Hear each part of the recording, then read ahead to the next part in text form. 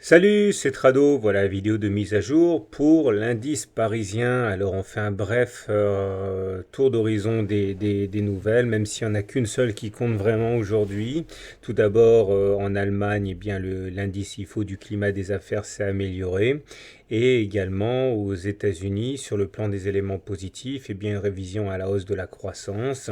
Mais en même temps, toujours aux États-Unis, il y a une dégradation de la confiance du consommateur. Mais le plus important, et c'est ça qui a fait décrocher toutes les bourses européennes, en particulier eh bien, l'euro, enfin l'indice parisien, l'indice allemand, mais aussi l'indice russe et turc, etc. C'est les tensions très très fortes entre la Turquie et la Russie, puisqu'un avion russe a été abattu.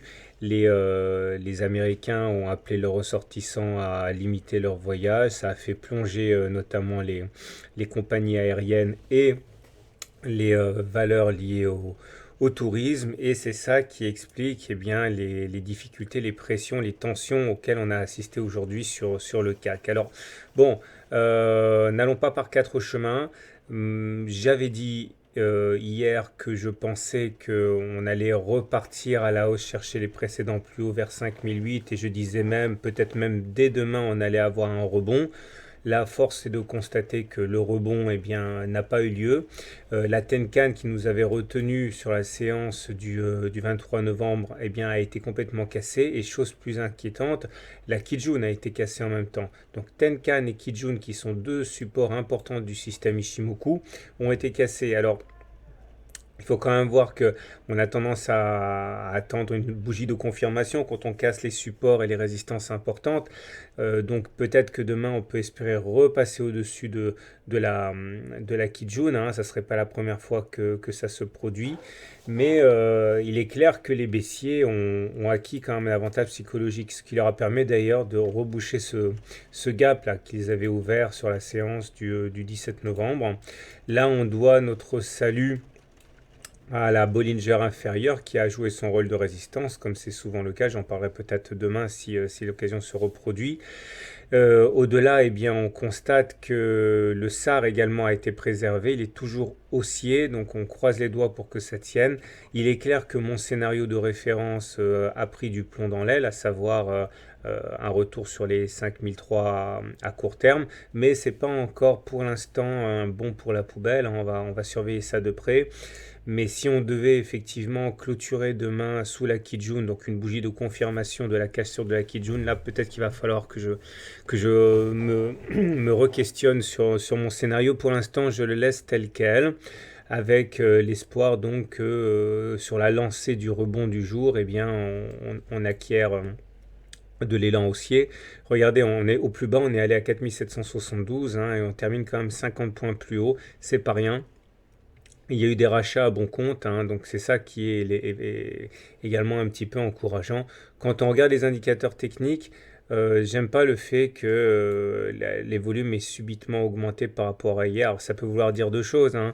Ça peut vouloir dire d'une part que certains se sont allégés massivement suite aux tensions géopolitiques, hein, parce que bon, la Russie, c'est quand même pas rien hein, quand ils se fâchent.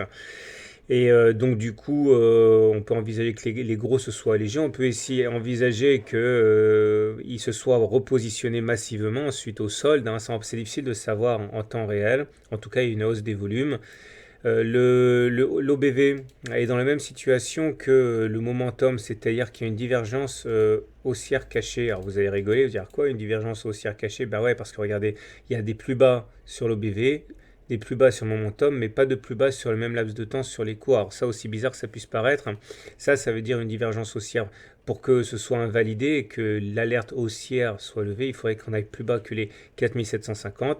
Alors ça semble beaucoup moins saugrenu qu'hier, hein, puisque forcément on a bien plongé, mais pour l'instant il y a toujours une divergence baissière, enfin haussière cachée. Alors, j'ai eu pas mal de mails me disant Trado, tu prends un petit peu à la légère les indicateurs techniques parce que le MACD est toujours. Enfin, vous le savez très bien, j'en parle souvent. Hein, quand le MACD est sous son signal et que le momentum est négatif, c'est un signal que je suis de très très près parce que ça montre une divergence, pas une divergence, une vulnérabilité très forte. Suite à ça, on a aussi le Trix qui est sous son signal. Donc, on m'a envoyé des mails en me disant je te sens quand même bien optimiste. Bon, ma force est de constater qu'effectivement, j'ai peut-être sous-estimé ça, mais c'était pas simplement, je fais de la pure pédagogie, hein.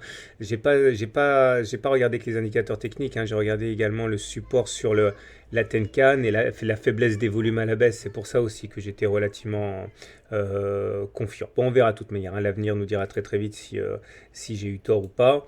Donc voilà ce qu'on pouvait dire pour la séance du jour. Ah oui, un autre signal négatif, c'est le CCI qui bascule dans sa zone de survente. Alors ça, c'est pas très très bon parce que regardez, hein, quand ça se passe, généralement, il y a une autre bougie de baisse dans la foulée.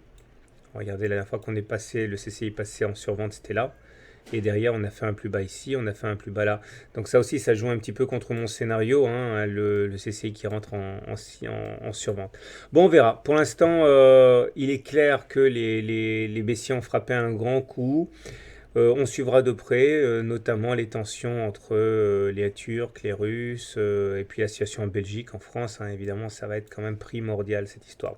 Voilà, je terminerai en vous rappelant que demain, 25 novembre, c'est la date du webinaire gratuit. N'hésitez pas à vous inscrire, hein. C'est dans l'onglet Mes webinaires, mais également dans l'article ci-dessous. Vous cliquez, vous vous inscrivez, c'est gratuit et c'est de 21h à 22h et c'est consacré à une stratégie pour investir à moyen terme. À demain pour la mise à jour.